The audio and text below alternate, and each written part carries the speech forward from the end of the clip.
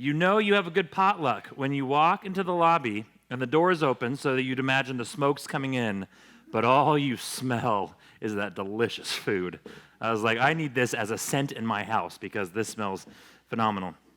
Well, like I said, we are ending our series in Deuteronomy, and if you have not been here with us the whole time, quick summary, we've been in Numbers and Deuteronomy, and it's kind of looks over the 40 years that the Israelites were in the wilderness. So they were slaves in Egypt. The Lord raised up Moses to rescue his people from the slavery of Egypt. They go into the wilderness. This trip should have taken approximately 1.5 weeks, but because they're human, because of their sin and their rebellion, they wandered for 40 years. In that, Moses, the leader, the role model of leadership, made a few mistakes. The Lord told him, you are not going to be entered this promised land that I have promised your people.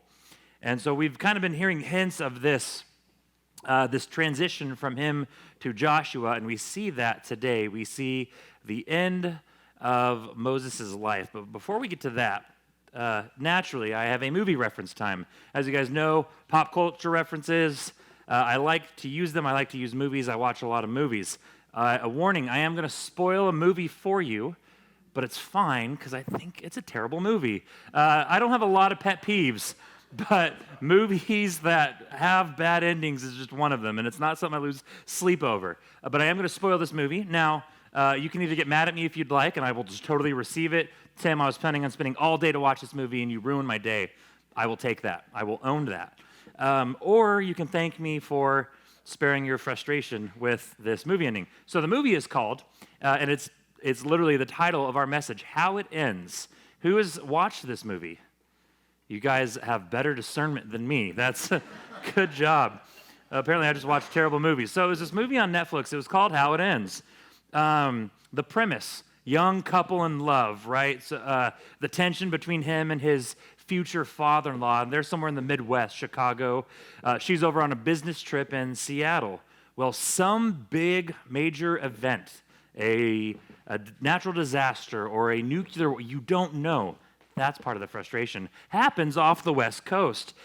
So now the journey is the main character, this guy, and his father-in-law, who they don't get along, right, come from different social classes. They now have to journey halfway across the country to go see if the one woman that they both love is still alive. Blah, blah, blah. They go through all these weird things. They find people. They fight people. They overcome their differences, and they finally get to Seattle. The buildup in this movie is A+. It just has you sitting there, right? Like, I was locked in. The buildup is A+. So the man finds his fiancée, and I'm skipping over a lot of unnecessary plot points. But another big event happens, right? So they finally found each other. Oh, everything's good, except the world's crumbling. And we don't know what this event is. So they hop in this car, and they just start driving. Apparently, when natural events happen, you just leave your keys in the car for somebody to hop in and drive away. And they're driving on this road, and this big dust cloud is following them, and it's swallowing up other people. I'm like, well, they should have been the main character in the movie. They'd still be alive. And it's just engulfing people, and their car is driving away, like a little Nissan or something. It's going fast. I don't know what it is. It's going, and it's chasing them, and you're like, it's going to catch them. Screen goes black, credits roll. Right? Thank you. All right. So I'm sitting there. I'm like, there better be a post-credit scene. And it just ends, and you don't know what happens. And I got over it, right? Because I'm not going to yeah.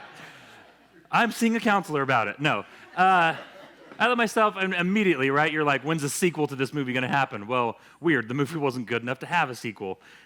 So the end of the movie wasn't great. There's other movies, right, that have bad endings. I wasn't a fan of the ending of The Mist, a little older movie.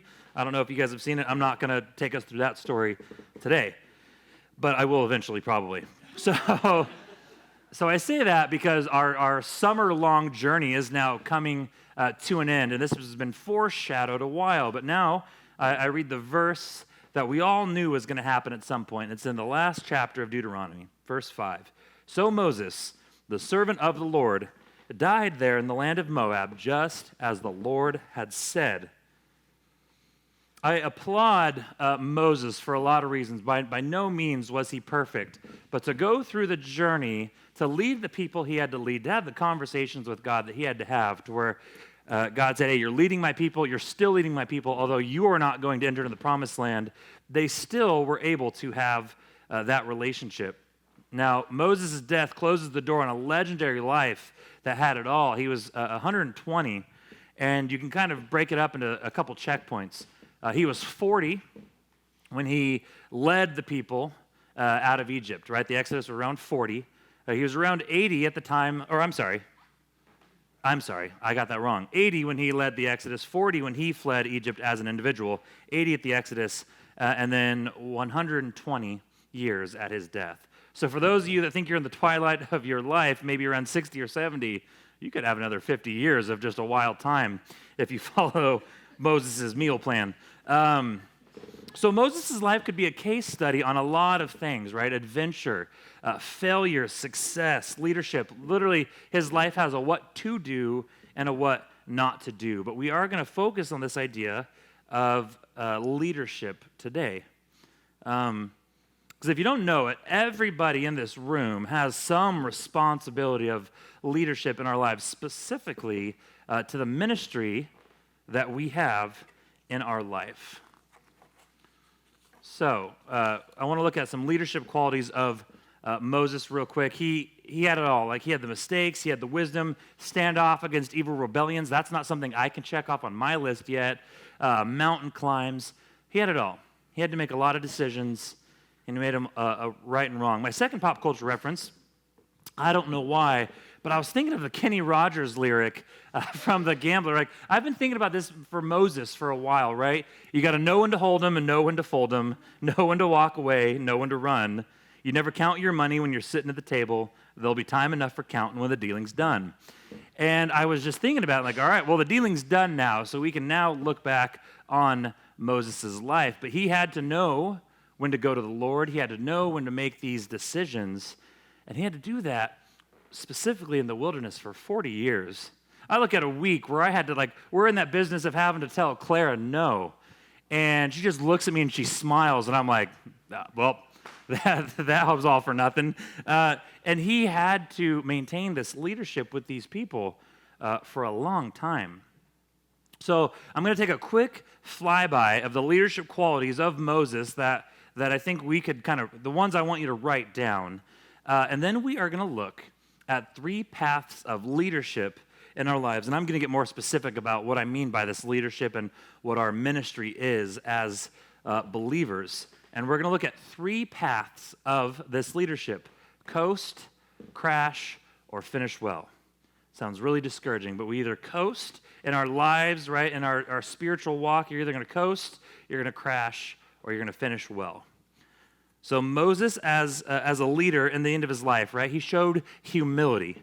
Like I said, he needed to know when to make decisions. He needed to know when to let other people make decisions. I'm reminded of the words in Colossians, say, hey, clothe yourself with humility. And when I think of this idea of clothing yourself, it's being intentional, right? Putting it on, being intentional in your humility. So with Moses' leadership, this is probably the number one quality.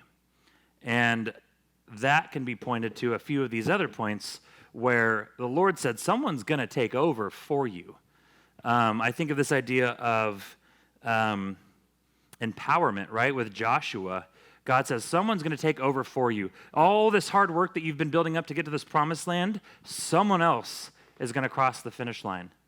So he's having this conversation with God, and I know if it was me, I'd be like, oh, come on, God, give me one more try, come on, me. But his response in Numbers 27, when God says, you sinned, you are not leading your people, he pleaded with the Lord to give them a favorable leader, right? Choose someone that will lead these people. So another quality of his was that he was thinking beyond himself, this idea of empowerment. We've talked about discipleship here before, right?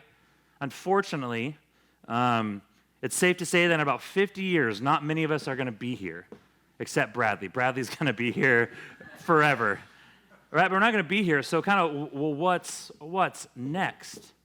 Now, I shouldn't be up here teaching today if in my mind I was thinking this church is going to be here as long as I'm going to be here. That would be incredibly poor. The vision for this church goes well beyond any of us here. And Moses had the humility to know that this was bigger than him. So when God is kind of giving him one of the harshest punishments or a strong punishment, he said, Lord, just keep taking care of these people. So he had humility, right? He built a legacy beyond him. Another thing I applaud Moses for, he built a team around him. Numbers 11, I see him as self-aware. He was so overwhelmed with all of the complaints of his people. It says he took 70 elders, right? Hey, I want 70 people that I'm going to be able to delegate stuff. I think I said this in my teaching back then, but that's wild if you think about it, that Moses had so much responsibility, took 70 people to take some of that burden off his shoulders, because he's not dealing with a church of 40 people, right? I think they're estimated over 1 million people. Israelites was a huge nation. So humility, right, empowerment, building a legacy beyond him, built a team around him. We're relational people. We were created to be relational. We're not supposed to do this ourselves, but for some of us, we see that as weakness. So I even struggle with that. I can't do this. I better figure out how to do it. But sometimes that how is to let somebody who is created to do it. Another thing about Moses, he overcame his mistakes. He had hard conversations vertically with God. He had some tough conversations, the one I just mentioned, but also horizontally as well. He was willing to step into those conversations. Had some tough conversations with Israel, with people, the punishments he had to relay. He overcame his mistakes, right? He was a murderer. He made mistakes in his time as a leadership, but he overcame them. He didn't let them overcome him. And then lastly, he was anchored in the truth. He always pointed to the original mission. Deuteronomy 32, it's the Song of Moses. I'll kind of let you read that, but it constantly kind of points back to the truth. So those are some leadership qualities of Moses that I just wanted to highlight, but now I want to spend this time kind of looking at what it means to be a leader in our ministry. Now, for some of you, you're like, what do you mean being a leader in my ministry, Tim? That's your job. You're the ministry leader. But I want to identify our ministry and how we all are leaders of that ministry. So our ministry, right, is to spread the good news in our lives, to radiate the good news. And I read this quote from an article, and I kind of wanted to read part of that. So it says, this is actually a message from somebody years ago, and it said, why do we say the gospel is good news? Well, there's a big difference between advice and news. The gospel is good news. It's not good advice. And then this is a quote of a pastor, and this is what he said about it. He said, advice is counsel about something to do. It hasn't happened yet, but you can't do it. He said, news is a report about something that has happened yet.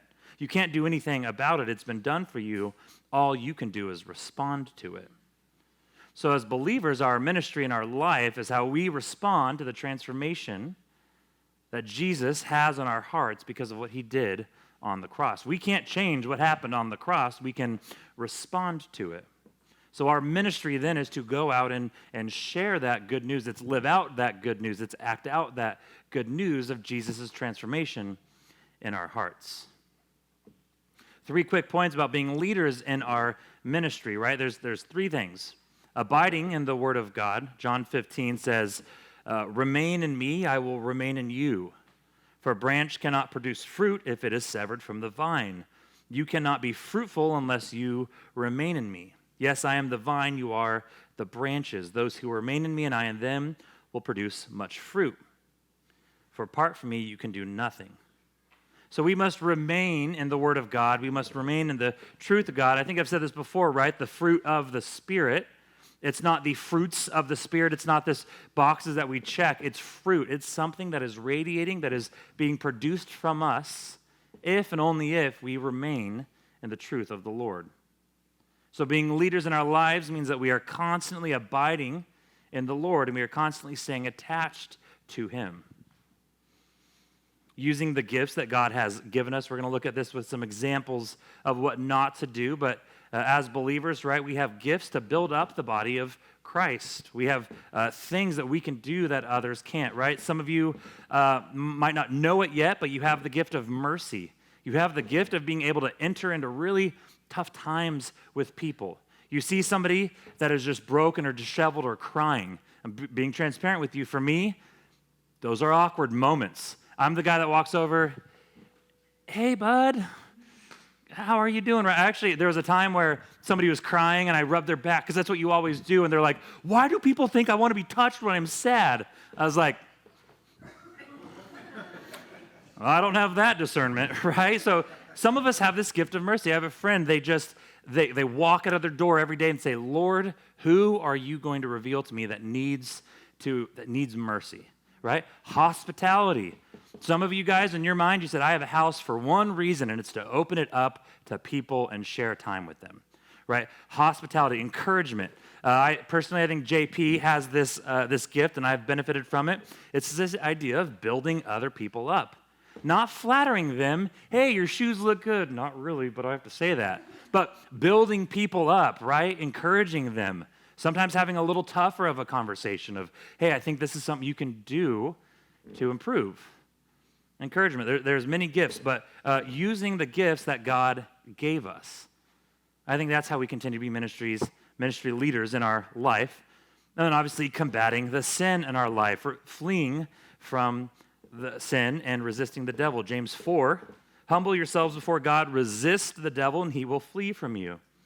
Come close to God, and God will come close to you. And how encouraging is that? Resist the devil, and he will flee from you. So our ministries and our lives can be so many different things. I think essentially something that other people can see and witness, and maybe they can receive something from it. For those of us that are married, your marriage. For those of us that aren't married, your lives still. Your work. A big one where people are watching and you don't realize it is what you do when you go through adversity. Right? How you handle adversity, death in a family, going through cancer, going through a terminal illness. People are watching and seeing how you respond. And when you come out of that faithful in the Lord and you come out and have hope, there's people watching and saying, what are they doing? Their life seems like it's going downward, but here they are having hope in this God. What is this? And then they're going to come up to you and say, what's your secret? Tell me about this God that you have hope in. So our marriage, our work, our adversity, how you just interact with people. And this is actually one I think can be a negative more than it's a positive, right? But if you're at the store, you're at the bank. I know I've had people tell me, yeah, there's this person who I thought was a Christian. They were cussing out the grocery store clerk, or they were cussing, whatever it might be. And they go to church. I don't want to have any part of that. So our ministries, our lives, every opportunity we're around people to radiate the fruit of the Lord that should be coming from a life connected to God. So now I want to look at three paths of leadership, and we're kind of shifting from our lives in general to potentially the end. And if you keep your ear to some of the big Christian names or Christian news, it seems like at least every month you're hearing of a big teacher or a big preacher involved in some scandal, infidelity, or some of those big churches they're laundering. I don't know whatever came of it, but there was an article about Joel Osteen's church, and they were like $100,000 found in a wall behind a toilet in a bathroom of his church. I was like, what? Now, I don't know whatever came of that, but people are they got their eyes on these ministry leaders. And there was a pastor a few years ago, one of the biggest names in the Christian teaching world, and he had committed infidelity. And so we look at this idea of at the end of our life, are we going to coast, or are we going to crash, or are we going to finish well? It's hard to actually finish well. So the first one we're going to look at, it's this idea of coasting, right? And I want to use this kind of metric of that idea of a life that finishes well is a life that constantly abides in the Lord, using the gifts that we have, and constantly resisting the devil, right? Combating sin. That's kind of the metric. So coasting would be right down the middle, not doing either of those, right? You think of riding your bike down a hill, super scary when you're 7, but you go down a hill and you're not doing anything, right? You're just kind of sitting there. You are almost reacting to the bike, right? For me, wasn't the best at riding a bike. If I was coasting, it was good, but that bike started wobbling. Oh my gosh, and I panicked and I crashed.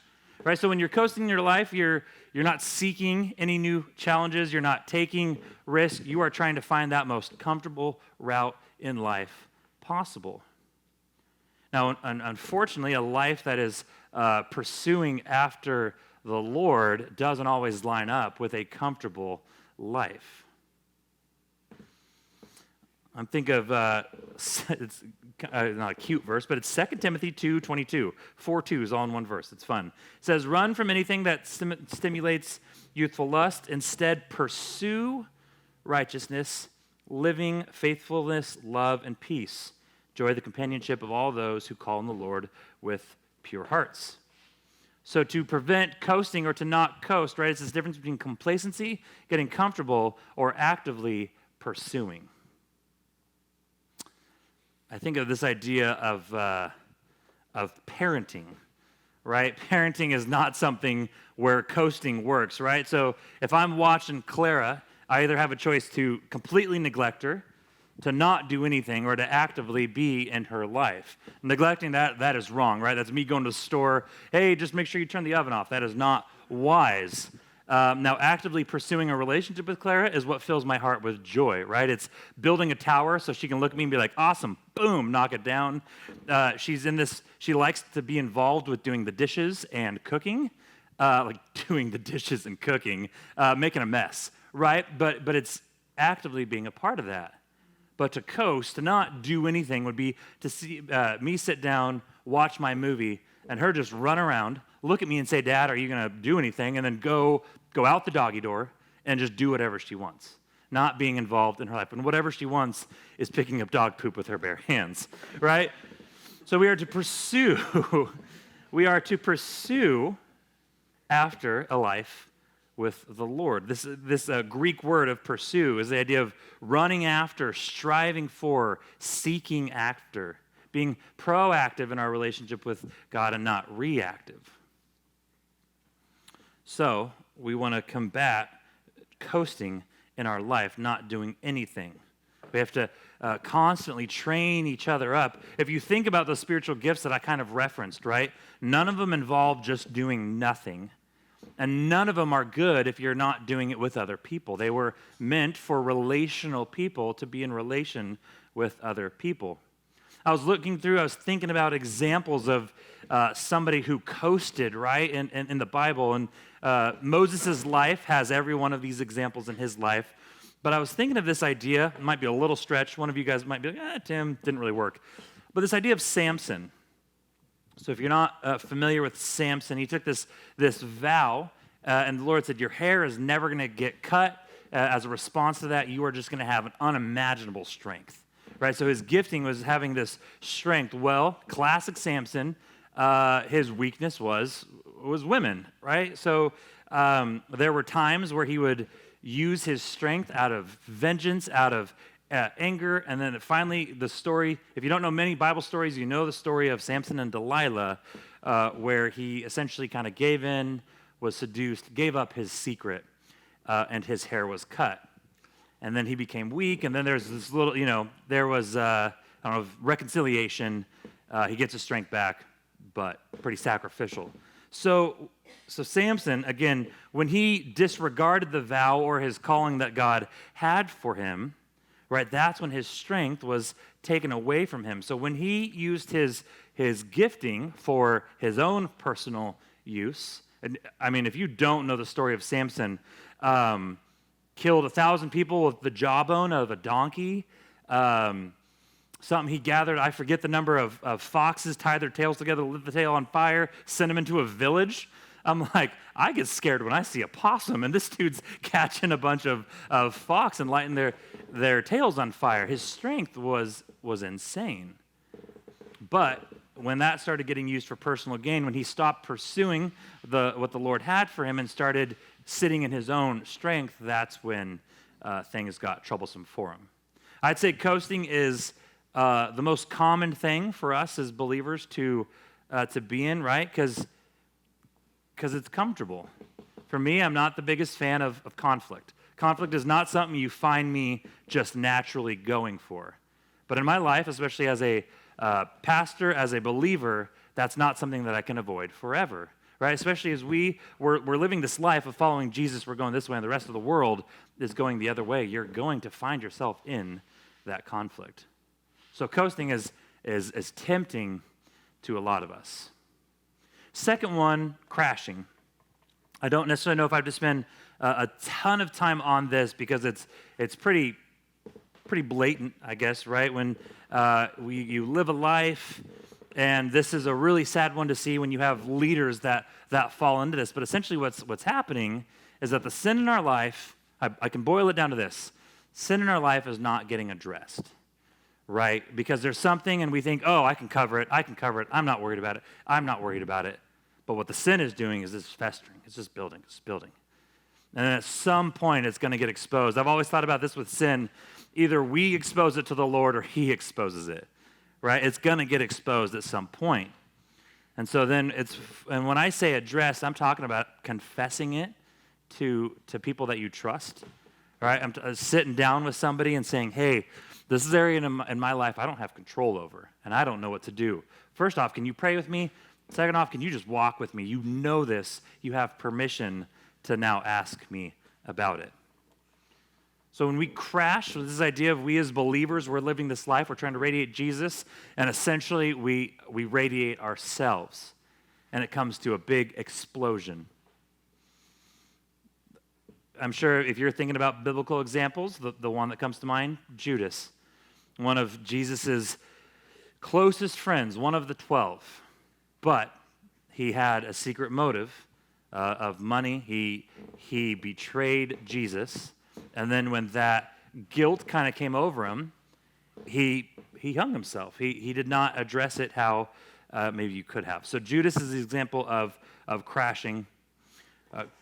3 quick things to this idea of avoid crashing, and I say that like it's easy. Like, hey, if you never want to commit sin, do these 3 quick things. That is not true. Not a get-rich-quick scheme, but ways in which we can help ourselves, right? You think above me, around me, beyond me. Above me, and this I'm kind of taking this right from Moses' playbook, right? Constantly remaining in our relationship with the Lord. I'm talking prayer, talking about getting in the Word. Devotions really help. A lot of good devotions out there. Specifically, for the area of life you're in, you can probably find a devotion out there. So think above me, around me. It's why we're here. It's why the church is here. Not to come in, put a pretty face on, eat some amazing food, and get out, but it's to connect with each other. How are you doing? I'm doing good. Okay, cool. How are you really doing? Or when somebody asks you, not to give them the I'm fine, thanks, but here, if you got a few minutes, I actually want to talk to you. So think above me, think around me, and then think beyond me, this idea of discipleship, mentoring. Are we able to build up and encourage the next generation? This leads right into this idea of finishing well, which is our last point. And again, prioritizing this idea of remaining in God or treasuring God, combating sin, and then using our gifts. And I want to end the service today, just a quick 2 minutes or so on this idea of finishing well, because I think as I've been talking about not coasting and not crashing, I've been talking about this idea of finishing well, and we need each other to do that. But I want to go back to that verse 5, right, where it says, Moses, a servant of the Lord.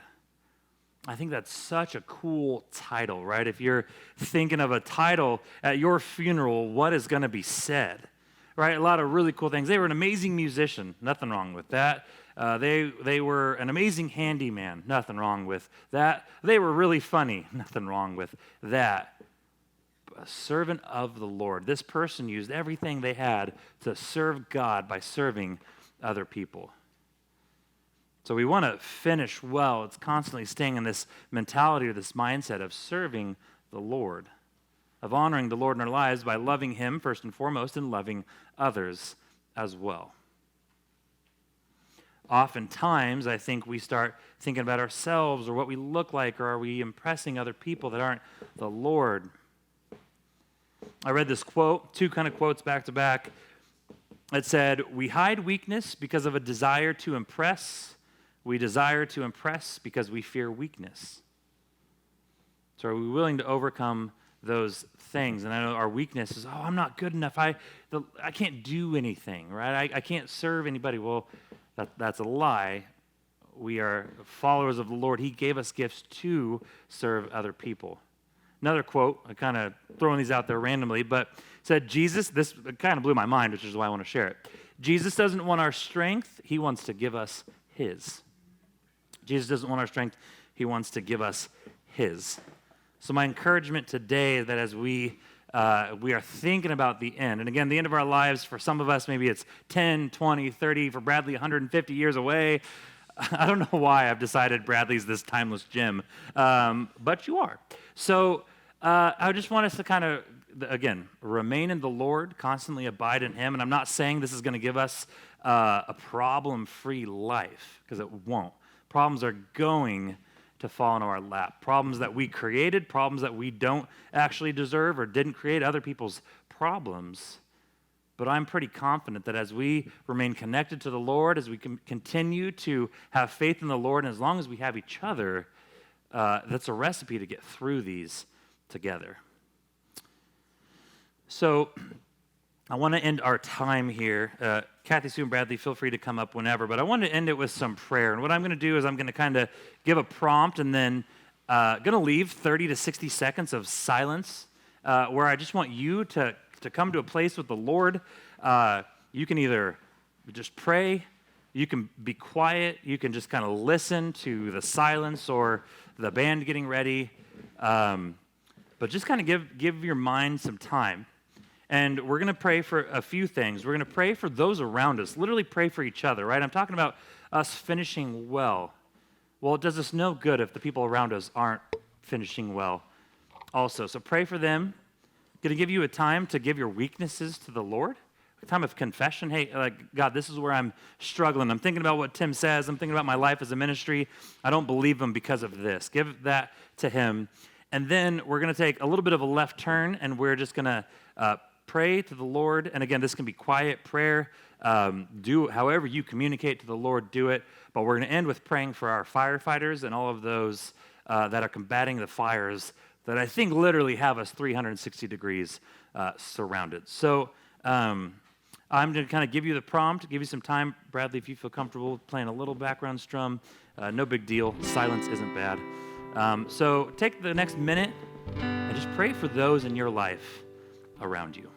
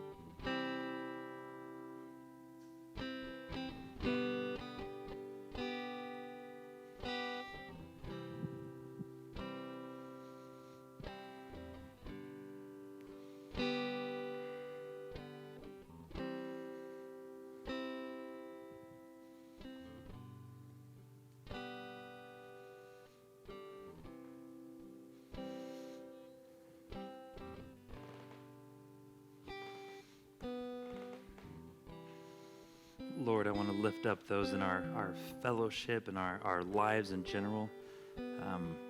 Lord, their hang-ups, their falls, their mistakes, those don't do anything for us. I pray against wishing for those or celebrating those, Lord, but we just want those in our life to know you, to experience you, to see you, to radiate you in their lives.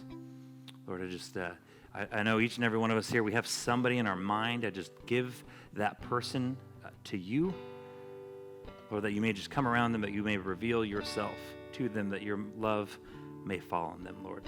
Give this person to you. We say this in your name. Amen.